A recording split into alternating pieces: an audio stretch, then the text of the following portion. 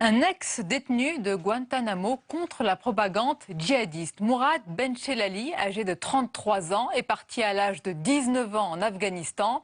Il a été emprisonné par les Américains, puis en France. Aujourd'hui, il veut alerter et mobiliser contre le risque d'endoctrinement des jeunes. Le rappel des faits et de ce parcours avec Samia Dechir et Jonathan Tessier. Regardez. Quand Mourad Benchelali est parti pour l'Afghanistan, les tours jumelles étaient encore debout. C'était en juin 2001, il avait à peine 19 ans. Originaire de la région lyonnaise, il ne connaît rien de ce pays et ne parle même pas l'arabe. C'est un de mes proches qui me parle de l'Afghanistan, qui me dit que ce serait une bonne idée pour moi d'y aller, que ça me ferait du bien pour ma religion. J'ai pas de soucis politiques, idéologiques, quoi que ce soit. Moi, vraiment, mon idée, c'est vrai, moi, ce qui m'a tenté, en fait, c'est simplement l'idée d'aller voyager.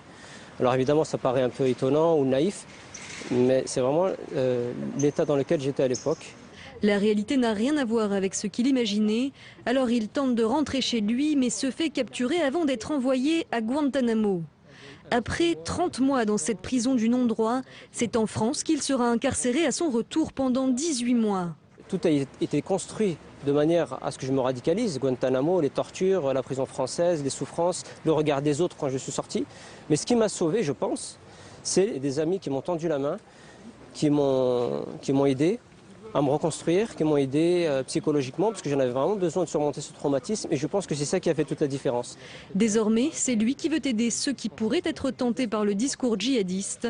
Régulièrement, il témoigne de son parcours auprès des jeunes. Je leur explique justement qu'on peut se fabriquer un imaginaire qui n'est pas forcément la réalité, qu'on se met en danger aussi d'autre part, qu'on peut être amené aussi là-bas, sur place, en Syrie, à être complice de groupes extrémistes. Donc je les mets en garde.